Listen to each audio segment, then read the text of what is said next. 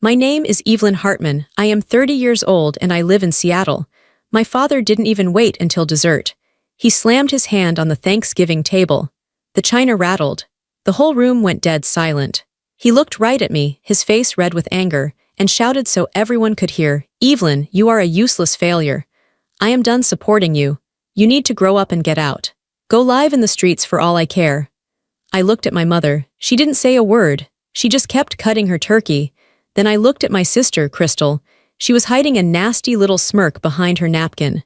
They all looked at me like I was garbage, like I was nothing. They thought I was broke. They thought I was a burden. But they didn't know the truth. They had no idea that the useless daughter sitting across from them runs a massive tech company. They didn't know I made $25 million this year alone. I stood up. I didn't scream. I didn't cry. I just grabbed my coat and walked out the door. That was the moment everything changed. They told me to go live in the streets. But 3 weeks later, I was the one holding the deed to their house. But before I tell you how everything flipped, like and subscribe, drop a comment. Where are you watching from? My name is Evelyn Hartman. I am 30 years old. I drove away from that Thanksgiving dinner with my hands gripping the steering wheel so hard my knuckles turned white. The rain was pounding against the windshield, blurring the lights of the other cars, but I didn't care. I just needed to get away. I needed distance. My father's voice was still ringing in my ears. Useless failure. It wasn't the first time he had said something like that. It wasn't even the 100th time. As I drove down the highway, putting miles between me and the house I grew up in, the memories started flooding back. They came in waves, washing over me, cold and heavy. You see, in the Hartman family there were two roles. There was the star and there was the stagehand. My sister, Crystal, was the star. I was the stagehand. I was the one who pulled the curtains, swept the floor, and made sure the lights were on, but I was never, ever supposed to be seen. It started when we were very small. Crystal was 2 years younger than me, but she took up all the space in the room. She was loud, demanding, and according to my mother, spirited. I was quiet. I was observant. My mother called me moody or difficult. I remember my 10th birthday. I had asked for a specific book about computers. I was obsessed with how things worked. I wanted to understand the logic behind the screens. I came down to the kitchen that morning, my heart beating a little fast, hoping for a wrapped gift on the table. There was a gift. It was wrapped in shiny pink paper with a big silver bow. My stomach did a little flip of excitement. I reached for it, but my mother's hand slapped gently onto the table.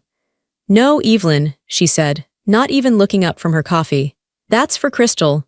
"But it's my birthday," I said. My voice was small. I hated how small my voice was back then. "Crystal had a dentist appointment yesterday and she was very brave," my mother said. "So we got her a little treat. Your gift is in the hallway closet. It's a vacuum cleaner for your room. You need to learn to keep things tidy." Crystal tore open the box. It was a dollhouse. A beautiful, expensive dollhouse. She squealed and ran off to play. I went to the closet and pulled out the vacuum. I spent my 10th birthday vacuuming my room while my parents watched Crystal set up her dolls in the living room. That was the pattern. That was the rule. When we got older, the gap got wider. Crystal wanted violin lessons. My father wrote a check immediately. "She has an artist's soul," he would say, beaming at her while she screeched out off-key notes that made the dog howl. They bought her the best instrument, paid for the best tutors, and drove her 2 towns over for recitals. I wanted to join the coding club at school. It cost $50 for the semester. $50? My father asked, looking at me over his newspaper like I had asked for $1 million. "For what? Sitting in front of a screen. That's not a skill, Evelyn. That's a waste of time. We can't throw money away on your little hobbies." So I didn't join the club. Instead, I went to the library. I read every book they had on programming. I used the free computers during lunch. I taught myself because I knew, deep down, that nobody else was going to teach me. Crystal got tutors for math because she didn't feel like doing her homework. I got chores. "Evelyn, the dishes aren't going to wash themselves," my mother would yell from the living room while she watched TV with Crystal. "Evelyn, go rake the leaves. Your sister is practicing for her pageant." "Evelyn, stop typing on that computer and come help me fold laundry. You need to learn humility. You need to learn how to serve a family." Humility, that was their favorite word for me. They wanted me humble. They wanted me quiet. They wanted me to be the solid, uncomplaining ground that Crystal could walk on. By the time I was 16, I was running the household. I paid the bills. My mother would just hand me the checkbook and tell me to figure it out. I cooked dinner 3 nights a week. I cleaned the bathrooms. I fixed the Wi-Fi when it went down. And what did they think I was doing in my room late at night? They thought I was playing games. They thought I was wasting time. Get off that thing and go to sleep. My father would shout if he saw the glow of my monitor under the door. You're going to rot your brain. They didn't know I was building my first app. They didn't know I was freelancing for a startup in California, lying about my age, and getting paid in Bitcoin because I didn't have a bank account they couldn't access. I remember the day I got my acceptance letter to a top technical university on a full scholarship. I was shaking. It was my ticket out. It was proof that I wasn't useless. I ran into the kitchen, the letter in my hand. Mom, Dad. Look, my mother was on the phone. She held up a finger to silence me. SHH, Crystal is having a crisis. She didn't get the lead role in the school play. My father was pacing the floor, looking worried. It's politics, that's what it is, he was saying. That drama teacher is jealous of Crystal's talent. I stood there for 10 minutes, holding my letter. Finally, my mother hung up. She looked at me annoyed. What is it, Evelyn? Can't you see we're dealing with something important? I got into MIT, I said. Full scholarship. My father blinked. He didn't smile, he didn't cheer, he frowned. MIT, that's in Massachusetts, he said. Who is going to drive Crystal to her rehearsals if you move to Massachusetts? It's a huge opportunity, I said, feeling the joy drain out of me. It's selfish, my mother said, shaking her head. You always just think about yourself. Leaving your family behind just to go look at computers all day. It's cold, Evelyn, you have a cold heart. They didn't come to my high school graduation. Crystal had a migraine that morning, so they stayed home to take care of her. I walked across the stage alone. I heard other families cheering, air horns blasting, parents crying with pride. When they called my name, Evelyn Hartman, there was polite applause, nothing else. I looked out into the crowd, hoping just for a second that maybe they had surprised me. Maybe they were there in the back, but the seats were empty. That was the day I realized I was truly on my own. I went to college. I worked 3 jobs. I sent them money when they asked, which was often. Crystal needs a new car for college, my dad would say. We're a little short this month. I sent it. I always sent it. I thought maybe, if I paid enough, they would finally see me. I thought I could buy their love. But you can't buy something that isn't there. While they were calling me selfish and cold, I was building my second company. By 22, I sold my first software patch for 6 figures. By 25, I had founded the company that now earns me $25 million a year. I never told them. Why? Because I knew what they would do. They wouldn't be proud, they would just want it. They would look at my success and see a bank account for Crystal, so I kept it a secret. I dressed in simple clothes when I visited. I rented a modest car when I drove home. I let them believe I was an administrative assistant at a mid-sized paper company.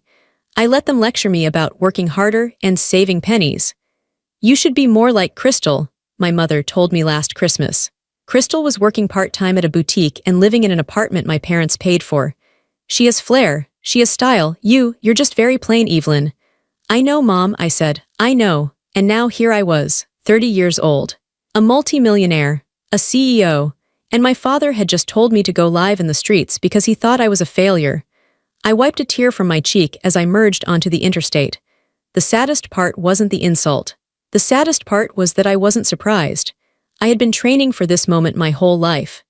I had been the invisible daughter, the backup plan, the punching bag. But as the city skyline faded behind me, a new feeling started to rise up in my chest. It wasn't sadness anymore. It was clarity. They didn't know who I was. They had never known who I was. And for the first time, I realized that was their loss, not mine. It took me 3 hours to drive from my parents' house to my home in Seattle.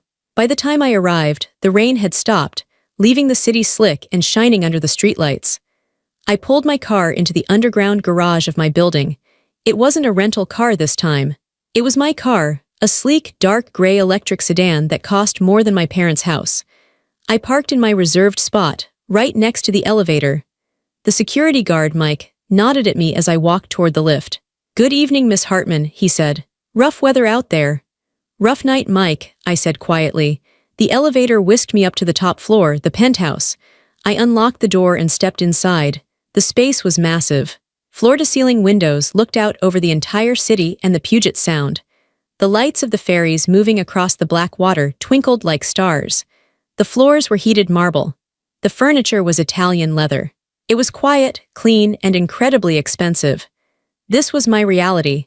This was the life I had built with my own 2 hands, with my useless coding skills and my waste-of-time hobbies. I dropped my keys on the counter and walked to the kitchen.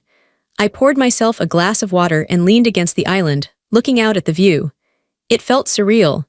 Just hours ago, I was sitting at a scratched wooden table being told I was worthless. Now I was standing in a palace. My phone buzzed in my pocket.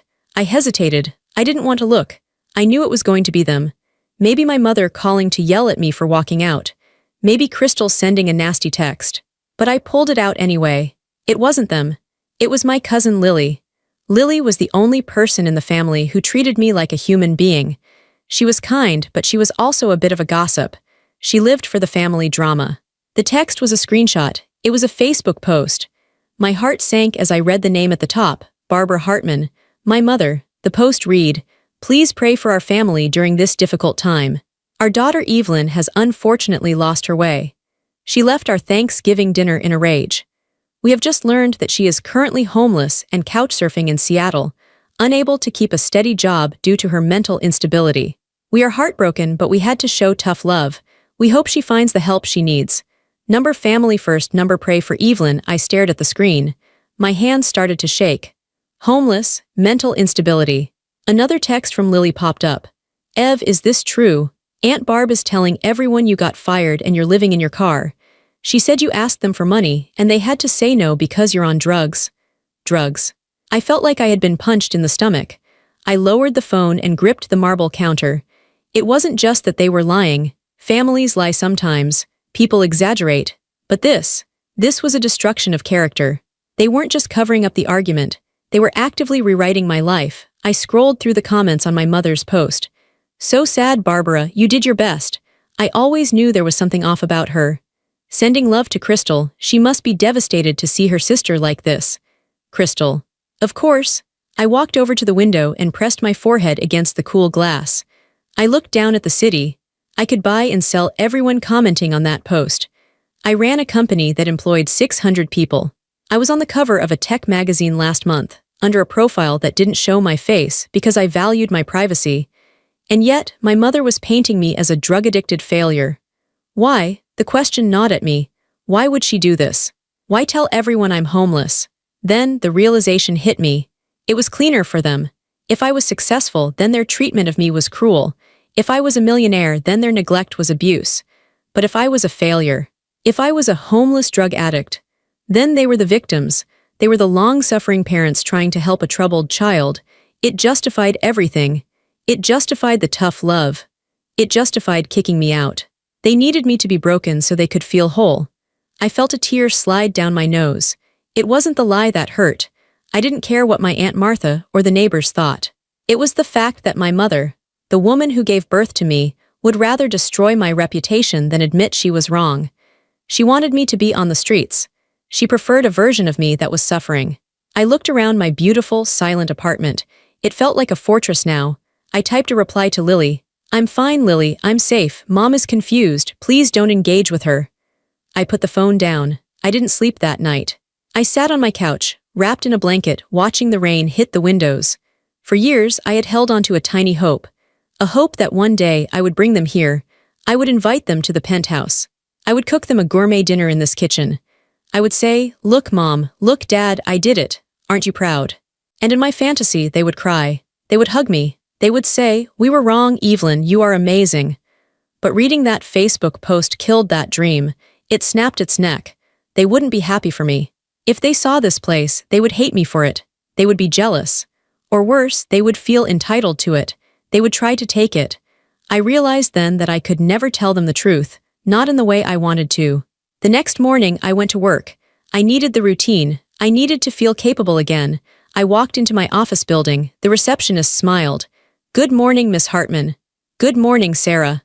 I took the private elevator to the 40th floor. My assistant, David, was waiting with coffee and an iPad. "Stocks are up 3%, he said, walking with me to my office. "The merger with the data firm is moving forward. And you have a conference call with Tokyo at 10. Thank you, David, I said. My voice was steady. Here I wasn't the disappointment. Here I was the boss. I sat at my desk and looked at the city below. I felt a strange disconnect. I was two people. To the world, I was a powerful CEO. To my family, I was a homeless failure. I tried to focus on the merger documents, but my mind kept drifting back to the lie. Unable to keep a job, I decided to distract myself. I opened my personal mail. David usually sorted it, but he left the sensitive-looking stuff on my desk. There was a pile of letters, invitations to galas, bank statements, and a thick envelope from a law firm in Portland. I frowned. Portland? My parents lived near Portland. I picked up the envelope. It looked official, heavy paper. I used my letter opener to slice it open. I pulled out the documents. At first, I didn't understand what I was looking at. It was a notice of default. Dear Miss Hartman, this is a final notice regarding the outstanding debt on the property located at 442 Oak Street. Oak Street. That was the address of Crystal's boutique. The little fashion shop my parents helped her open 2 years ago. I scanned the page. As the guarantor on the loan, you are liable for the remaining balance of $412,000. I froze. Guarantor? I had never signed a loan for Crystal. I had never agreed to be a guarantor. I had refused to give them money for the shop when they asked, telling them it was a bad business model. My eyes raced down the page to the bottom. There on the signature line was my name, Evelyn Hartman. I stared at it. The room went silent. The hum of the air conditioning faded away. I knew that handwriting. It wasn't mine. The E was too loopy. The N at the end trailed off in a straight line. It was my mother's handwriting. I felt the blood drain from my face. My hands started to tremble, rattling the paper. They hadn't just lied about me on Facebook. They hadn't just humiliated me at dinner. They had stolen my identity. I sat there in my high-rise office, clutching that piece of paper like it was a bomb, a forged signature. My mind tried to reject it. I tried to come up with an excuse for them. Maybe it was a mistake. Maybe it was a different Evelyn Hartman. But the social security number listed under the signature was mine. The address listed was my old P.O. box from 3 years ago, one they knew about. I placed the document flat on my desk and smoothed it out. I forced myself to breathe. In, out, in, out. I looked at the date next to the signature. November 14th, 2 years ago. I closed my eyes and searched my memory. Where was I on November 14th? I checked my digital calendar. I was in London. I was speaking at a tech summit. I wasn't even in the country, let alone in a bank in Oregon, signing a loan for my sister's failing dress shop. The betrayal hit me in a different way this time. The insults at Thanksgiving were emotional. They were painful, but they were just words. This was criminal. This was a felony. My mother, the woman who preached about values and humility, had walked into a bank, pretended to be me, and signed my name to a $400,000 liability. And my father, he must have known. He probably drove her there. And Crystal, the beneficiary of the loan, she definitely knew. They had all conspired to do this. Why? Because they felt entitled to it. I could hear their voices in my head justifying it. Evelyn has a good job, she can handle the risk. We're family, she should help her sister. She's so selfish, she won't give us the money, so we have to take it. They counted on me being passive. They counted on me being the stagehand. They thought that even if I found out, I would be too afraid to do anything. They thought I would just pay it to avoid a scene. They thought I would swallow the debt just like I swallowed their insults. They thought I was weak. I looked at the loan details again. It was a renovation loan, high interest, and it was in default. That meant they hadn't been making payments. If I didn't pay this, my credit would be ruined. The credit I used to secure funding for my companies. The credit I needed to sit on boards of directors. They weren't just stealing from me. They were endangering my entire life's work. They were playing with fire, and they didn't even care if I got burned. I pressed the intercom button on my desk phone. David? Yes, Evelyn. Cancel the Tokyo call. There was a pause. Is everything all right? No, I said. I need you to get the legal team in here, specifically the fraud department, and get me a forensic accountant on the line, now. On it. I hung up. I stood up and walked to the window again. I remembered a conversation from 3 years ago. Crystal had been crying at the dinner table because the bank had denied her business loan. She had no credit history and no income. My father had looked at me. Evelyn, you have good credit. Just co-sign for her. I can't, Dad, I had said. It's too much risk. Most small businesses fail in the first year. I can't have that debt on my name. You're so greedy, Crystal had spat at me. You just want me to fail. I'm not greedy, I'm responsible, I had said. My mother had slammed a pot onto the stove. Fine, if you won't help your family, we'll figure something else out. We always do. We'll figure something else out. I realized now what that meant. They didn't find another lender. They just decided to use me anyway without my permission. A cold, hard knot formed in my stomach. It wasn't sadness anymore. It wasn't even anger. It was something colder. It was the feeling of a bridge burning. I had spent my whole life trying to build a bridge back to them, trying to be good enough, trying to be worthy. But you don't build bridges to people who rob you. You build walls. My office door opened. It was Robert, my head of legal. He looked concerned. Evelyn, David said it was urgent. I pointed to the document on the desk. My parents forged my signature on a $500,000 loan. It's in default. The bank is coming after me. Robert's eyes went wide. He picked up the paper and adjusted his glasses. He read it quickly, his lawyer face taking over. This is serious, he said. We can fight this easily. You were out of the country, we have flight records, we can prove fraud, we can have the debt discharged from your name. And what happens to the people who signed it? I asked. Robert looked at me over his glasses. If we prove fraud, the bank will file criminal charges. Forgery, identity theft, bank fraud, your parents. They would go to prison, Evelyn, prison. I imagine my mother in a jumpsuit. My father in handcuffs. Is there another way? I asked. Robert paused. You could pay it, assume the debt voluntarily, but then you lose the money. I don't care about the money, I said. I care about the leverage. I sat back down in my chair. My mind was racing, connecting dots. Robert, I said, if I am the guarantor and the loan is in default, what rights do I have regarding the collateral? Robert flipped to the second page of the document. Let's see, the loan is secured by the property at 442 Oak Street, the boutique. He paused, reading further. And, oh, this is interesting. What? It's cross-collateralized, Robert said. To get the lower interest rate, they put up a secondary asset. He turned the page and pointed. The primary residence. 102 Maple Drive. My breath hitched. 102 Maple Drive. My parents' house. The house I grew up in. The house where my father told me to go live in the streets. They put their house up as collateral, I asked. Yes, Robert said. If this loan isn't paid, the bank takes the shop. If the shop doesn't cover the debt, the bank takes the house. A slow, dark realization spread through me. They were about to lose everything. They hadn't paid the loan. The bank was coming for the shop and the house. And because they had used my name, the bank was coming to me first.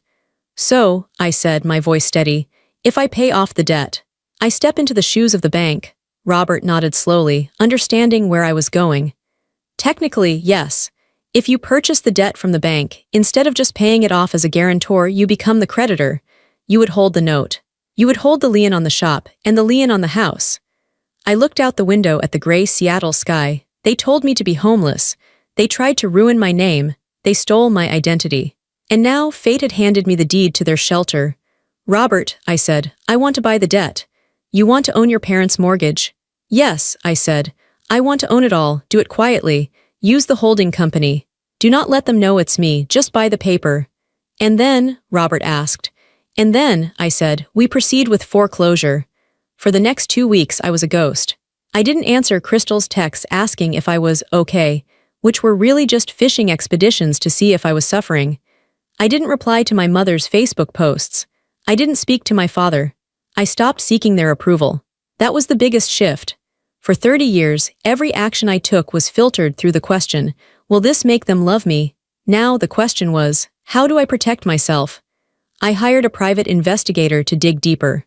If they forged my signature on this loan, what else had they done? The report came back 3 days later. It was a thick folder. I sat in my living room with a glass of wine and read it. It was worse than I thought. They had opened credit cards in my name when I was in college. They maxed them out and then paid them off slowly using money I sent them, so I never noticed. They had used my social security number to set up the utilities at the boutique. But the biggest revelation was their own finances. They were broke, completely broke. My father had retired 5 years ago, claiming he had made smart investments. The truth was, he had drained his $401,000 to pay for Crystal's wedding, her first one, which lasted 6 months. They had a second mortgage on the house. They had 5 maxed-out credit cards. They were living a champagne life on a beer budget and using my stolen identity to plug the holes in the boat. The loan for the boutique, the $400,000, was gone. The investigator found that only about $100,000 went into the shop renovations. Where did the rest go? A new luxury SUV for my father. A cruise to the Mediterranean for my mother. Consulting fees paid to Crystal. They had stolen $300,000 in my name and spent it on vacations and cars, all while telling me to be humble and calling me greedy. I felt a cold fury. Not the hot, screaming kind of anger. This was the cold, quiet anger of a judge passing a sentence. I looked at the photos in the investigator's file. A picture of my dad in his new car. A picture of my mom on the cruise deck, holding a cocktail. They looked so happy, so carefree. They were spending my money. They were gambling with my credit. And when I finally stood up for myself, they told me to go live in the streets. I picked up my phone and called Robert. "Is the paperwork done?" I asked. "Yes," Robert said. "The bank was happy to offload the toxic debt. They sold it to your holding company, Phoenix LLC, this morning. You now own the note. Do they know?" "No, they just received a notice that their loan has been sold to a new lender. That happens all the time. They won't suspect a thing." "Good," I said. "What is the status of the payments?" "They are 90 days past due," Robert said. "Legally, you can accelerate the loan. You can demand full repayment immediately. If they can't pay, you can seize the assets." "Do it," I said. "Evelyn," Robert said, his voice softening. "Are you sure? This is your family. Once we send this notice, there is no going back. They will lose the shop. They will likely lose the house." I closed my eyes. I thought about the vacuum cleaner on my 10th birthday. I thought about the graduation they skipped. I thought about the Facebook post calling me a drug addict. I thought about the forged signature. I wasn't doing this to be cruel. I was doing this to stop the bleeding. If I didn't stop them, they would keep stealing from me until I was destroyed. They would never stop. They would never learn. The only language they understood was power. "I'm sure," I said. "Send the notice. Demand full payment in 48 hours, or we foreclose." "Understood," Robert said. "I'll send the courier." I hung up the phone. The next day I went into the office, but I couldn't focus. I knew the courier was arriving at their house around noon. I watched the clock. 11:45, 11:50, 11:55. At 12:05 my phone rang. It was my father. I stared at the screen. "Dad calling." I let it ring. It stopped. Then it rang again immediately. Then my mother called, then Crystal. My phone was blowing up. They were panicking. They had just opened the envelope. They had just read that Phoenix LLC was demanding $412,000 immediately or they would lose the house. They had no idea that Phoenix LLC was the daughter they had disowned 3 weeks ago. I turned my phone to silent and placed it face down on the desk. I wasn't going to talk to them. Not yet. I sent a text to Robert. "They are calling, do not answer. Set up a meeting for Friday. Tell them the new lender is willing to meet in person to discuss options." Robert replied, "Done, Friday at 2 p.m. at our offices." "No," I typed. "Rent the conference room at the Bellevue Hotel. Neutral ground. I want them to think they are meeting a corporate banker." "Okay, will you be there?" "Yes," I wrote, "but don't tell them. I want it to be a surprise." I sat back in my chair. The shift was complete. I was no longer the victim. I was the one holding the cards. For the first time in my life, I wasn't afraid of them. I was actually looking forward to seeing them. I wanted to see their faces when they realized that the failure was the only thing standing between them and the street. I wanted to see them realize that the useless daughter was the boss. Friday was going to be interesting. The 3 days leading up to the meeting were the longest of my life. I felt like an actor preparing for a final performance. I wasn't Evelyn the daughter anymore. I was Evelyn the CEO of Phoenix LLC. I had to be strategic. If I went into that room angry, I would lose. If I went in crying, they would manipulate me. They knew which buttons to push because they were the ones who installed them. So I had to disconnect the buttons. I met with Robert, my lawyer, every morning. We sat in my office with the rainy Seattle skyline behind us, mapping out every possible scenario. "They are going to beg," Robert warned me on Wednesday. "Your mother will cry, she will talk about her health. Your father will try to intimidate you, he will talk about respect and all he's done for you. And your sister. She will play the victim." "I know," I said. "I've seen this play 1,000 times. But this time is different," Robert said, sliding a thick folder across the desk. This time, you hold the leverage, you need to remember that. You are not their child in that room, you are the creditor. I opened the folder. It contained the foreclosure documents, the evidence of the forged signature, and the asset seizure forms. It was a weapon made of paper. I spent Thursday preparing myself physically. It might sound shallow, but clothes are armor. For years, when I visited them, I wore baggy jeans and old sweaters. I made myself look small so they wouldn't feel threatened. I made myself look poor so they wouldn't ask for more money than they already did. Not this time. I went to my closet and pulled out my power suit. It was a custom-tailored Italian suit, charcoal gray, sharp enough to cut glass. I picked out a pair of black stilettos. I booked a blowout for my hair. I looked in the mirror. The woman staring back at me wasn't the stagehand. She wasn't the girl who vacuumed her room on her birthday while her sister played with dolls. She was a woman worth $25 million. She was strong. She was capable. I needed to see that woman, because I knew that as soon as I walked into that room, they would try to turn me back into the little girl they could bully. On the morning of the meeting, I woke up at 5 a.m. I couldn't sleep. I sat on my balcony with a cup of coffee, watching the sunrise burn off the fog. I thought about forgiveness. People always tell you to forgive family. Blood is thicker than water, they say. You only get one mother. But what do you do when your blood is poisonous? What do you do when your mother steals from you? I realized that what I was doing wasn't revenge. Revenge is emotional. Revenge is trying to hurt someone because they hurt you. This was protection. If I didn't stop them now, they would bankrupt me. They would drag me down into their mess forever. They had forged my signature once. They would do it again. They would take my house, my company, my peace. I wasn't punishing them. I was evicting them from my life. At 1 p.m., a black town car waited for me downstairs. Robert was already inside. "Ready?" he asked as I slid in. "Ready?" I said. My hands were folded in my lap. They were perfectly still. We drove to the Bellevue Hotel. It was a neutral ground, fancy, intimidating, and public. I wanted them to feel out of place. I wanted them to realize that they were stepping into my world now. As we rode the elevator up to the private conference floor, my heart hammered against my ribs. But my face remained a mask. "Remember," Robert whispered as we approached the heavy oak doors of Conference Room B, "you don't speak until I introduce you. Let them sweat." I nodded. I wasn't Evelyn the daughter today. I was the consequences. The conference room was cold. That was the first thing I noticed. The air conditioning was humming low, and the long mahogany table shone under the bright lights. Robert and I entered through the back door, the one reserved for staff. We took our seats at the head of the table. I turned my high-backed leather chair around so that it faced the wall. I wanted to listen before I looked. At 1:55 p.m., the main doors opened. I heard the concierge speak. "Right this way, Mr. and Mrs. Hartman. The representatives for Phoenix LLC are waiting." I heard their footsteps, my father's heavy, confident stride, my mother's quick, nervous heels, Crystal's shuffling. "This is ridiculous," my father was saying, his voice booming in the quiet room. "Calling us here like criminals. I'm going to give this lender a piece of my mind. We are good people. We just had a cash flow issue." "Just be nice, Frank," my mother hissed. "We need them to extend the loan if they take the house." "They won't take the house," Crystal snapped. "Dad will fix it. Or we'll just call Evelyn again and force her to pay it. She's the guarantor, right? It's her problem." I flinched. Even now, facing ruin, their plan was to use me. They pulled out chairs and sat down. I could hear them shifting, getting comfortable. They saw Robert sitting there, sorting papers. They didn't see me.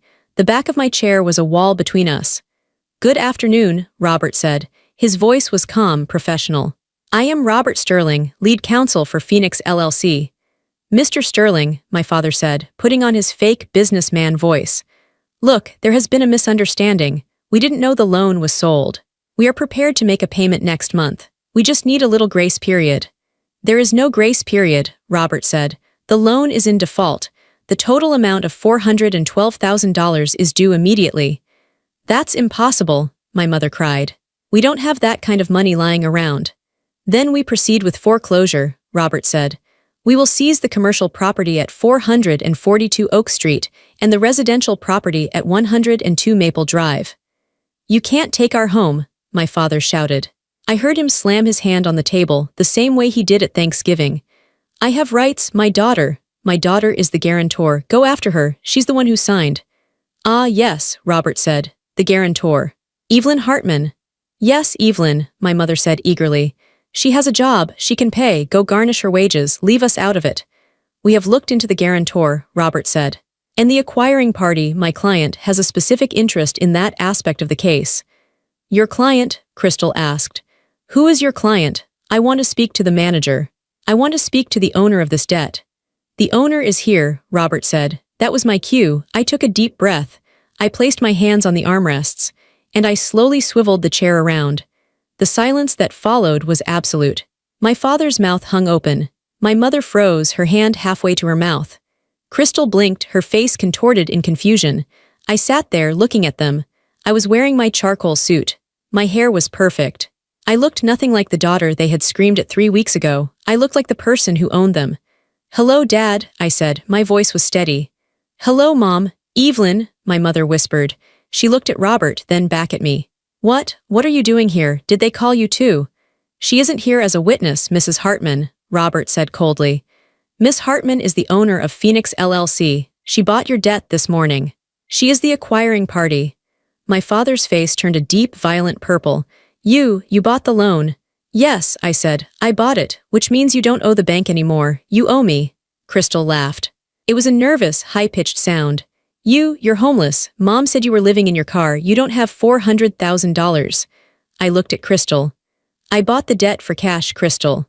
And I paid the legal fees to prove the fraud. I slid the paper across the table, the one with the forged signature. I know I didn't sign this, I said. And now I have the forensic evidence to prove it. My mother went pale. She slumped back in her chair. So here is the situation, I continued, clasping my hands on the table. You forged my signature, you stole my identity, you defaulted on the loan. And now I hold the deed to your house. You wouldn't, my father growled. He stood up, trying to loom over me. I am your father, you ungrateful little. Sit down, I said. I didn't shout. I just projected my voice, sharp and commanding. He blinked. He wasn't used to me giving orders. He sat down. You have 2 options, I said. Option A, I report the fraud to the police. You and Mom go to prison for identity theft and bank fraud. The house is seized by the state. I paused. I let the word prison hang in the air. Option B, I continued. You sign the house over to me today, voluntary foreclosure. You sell the boutique to liquidate the assets, and you move out. Move out, my mother sobbed. But it's our home. Where will we go? I don't know, I said. Maybe you can go live in the streets. The words landed like stones. My father flinched. He remembered. You can't do this, Crystal screamed. You're ruining my life. The boutique is my dream. Your dream was funded by my nightmare, I said. It's over, Crystal. I leaned forward. Choose, I said. Prison. Or the house. The room descended into chaos. Crystal was hysterical. She stood up and threw her water glass against the wall. It shattered, water splashing onto the expensive carpet. I hate you. I always knew you were jealous of me. You just want to destroy me because Mom and Dad love me more. Crystal, sit down, Robert barked. Security guards took a step forward from the back of the room. Crystal saw them and shrank back into her seat, sobbing. My mother started the guilt trip. It was her go-to move. She reached across the table, trying to grab my hand. I pulled it away. Evelyn, honey, she pleaded, tears streaming down her face, tears that I knew were only for herself. Please, we're your family. We raised you. We put a roof over your head. Doesn't that mean anything? How can you be so cold? We made a mistake, yes, but we did it for the family. We did it for Crystal. You did it for Crystal, I repeated. Yes, you always do it for Crystal. But you used my name, you used my credit, you risked my future. We knew you could handle it, she cried. You're so smart, Evelyn. You always figure things out. We thought you wouldn't mind helping your sister. Helping? I asked. Helping is when you ask. Stealing is when you take. My father, realizing that shouting wasn't working, tried a different tactic. He tried to be the patriarch. He straightened his tie and looked at me with a disappointed frown. This is beneath you, Evelyn, he said sternly. A daughter does not sue her father. A daughter does not evict her mother. You are embarrassing yourself. You are being vindictive. Now, sign those papers over to us, forgive the debt, and we can go home and forget this ever happened. I'm willing to forgive you for this. Stunt. I stared at him. He was willing to forgive me. Something inside me snapped. Not in a loud way, but the last thread of attachment I had to them finally broke. You're willing to forgive me? I asked quietly. Yes, he said, nodding magnanimously. We can put this behind us. I stood up. You told me to go live in the streets, I said. My voice was low, but it filled the room. At Thanksgiving, in front of Aunt Martha, Uncle Bob, the cousins, you looked me in the eye and told me I was useless. I was angry, he dismissed. I didn't mean it. You meant it, I said. You meant it because you thought I was poor, you thought I had no power, you thought I was a failure, so you threw me away like trash. I walked around the table until I was standing right behind Crystal. She wouldn't look at me. And you, I said to my mother. You went on Facebook and told the world I was a drug addict. You told people I was homeless. Why? To cover your own tracks. To make yourself look like a martyr. My mother looked down at her lap. I didn't do this to you, I said, looking at all three of them. You did this to yourselves. You taught me this. You taught me that money is the only thing that matters in this family. You taught me that if you aren't the star, you're nothing. I walked back to my chair and picked up the contract. Well, I said, I'm not nothing anymore.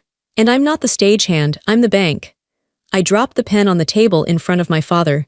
Sign the deed, I said, or Robert calls the district attorney. I have the number on speed dial. It's your choice. 5 minutes. My father looked at the pen. He looked at my mother. She was sobbing into her hands. He looked at Crystal, who was staring at the wall, defeated. He realized finally that he had lost. He realized that the daughter he ignored was the only one who had actually built something real. His hand shook as he picked up the pen. You're a cruel woman, Evelyn, he spat. I'm a businesswoman, Dad, I replied. And this is a foreclosure, he signed. The next week was a blur of logistics. My parents chose to sell. They didn't want to rent from me. Their pride wouldn't allow it. They couldn't stomach the idea of writing a rent check to their failure daughter every month. So they packed. I didn't go to the house while they were moving. I sent movers. I paid for them, one last act of charity. I didn't want to watch them put their lives into boxes. Crystal's boutique closed immediately. Without the unlimited funding from the fraudulent loan, she couldn't pay the vendors. She tried to go on Instagram and blame corporate greed for shutting her down, but nobody really cared. She moved in with her boyfriend in a cramped apartment on the south side. My parents downsized. They found a small 2-bedroom rental in a retirement community about an hour away. It was beige, generic, and small. No more dinner parties, no more showing off. Robert handled the closing.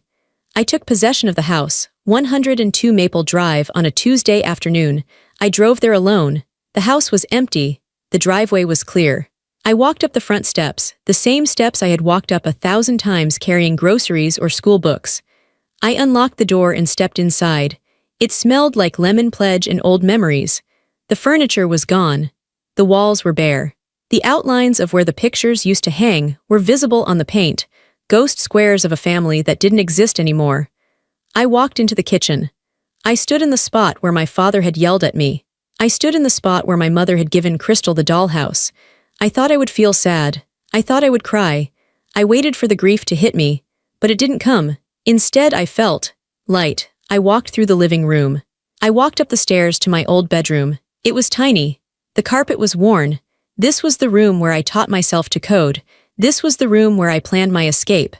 I opened the window and let the fresh air in. They were gone. The noise, the criticism, the demands, the lies, it was all gone. I had my credit back. I had my name back, and I had the house. I took out my phone and called a real estate agent I knew. Hello, Evelyn. Hi, Sarah, I said. I have a property I want to list, 102 Maple Drive. Oh, lovely area. What are you looking to get for it? I don't care about the price, I said. Just sell it quickly. I want it gone. And Sarah, donate the proceeds to a charity. A charity? Which one? Programs for at-risk youth, I said, specifically for kids who get kicked out of their homes. That's very generous, Evelyn. It's not generosity, I said, looking around the empty room one last time. It's closure. I walked out of the house and locked the door. I left the key under the mat for the agent. I didn't look back as I walked to my car. I wasn't an orphan, but I wasn't a daughter anymore either. I was free. It was raining again in Seattle. It always seems to rain when my life changes. I was back in my penthouse, standing on the balcony. The city lights were glowing through the mist. It had been 3 months since the confrontation. I hadn't spoken to them since the meeting. Lily told me they were telling people I had tricked them out of their house, that I was a ruthless corporate shark. I let them talk. The truth was in the legal documents. The truth was in my bank account. The truth was in the silence of my apartment. I sipped my tea and looked at my reflection in the glass door. I used to think that love meant enduring pain. I thought that if I just took enough abuse, if I just worked hard enough to please them, eventually they would love me back. But I learned the hard way that you can't earn love from people who are incapable of giving it. And you can't save people who are determined to drown you. My father told me to go live in the streets. He wanted me to be powerless. He wanted me to be a victim. Instead, I became the owner. I didn't do it out of hate. I did it because I finally loved myself enough to say stop. I put my hand on the cold railing. The wind whipped my hair around my face. I felt strong. I felt steady. There is a quiet power in walking away. There is a victory in refusing to play the role they wrote for you. I turned away from the view and walked back into my warm, beautiful home. My home, the one I bought, the one I earned, the one where nobody yells and nobody lies. I sat down at my computer. I opened a new document. I started to write this story, because I know I'm not the only one. I know there are other stagehands out there, other invisible daughters and scapegoated sons.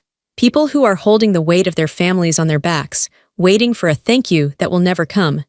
If that's you, I want you to know something. You don't owe them your life. You don't owe them your happiness.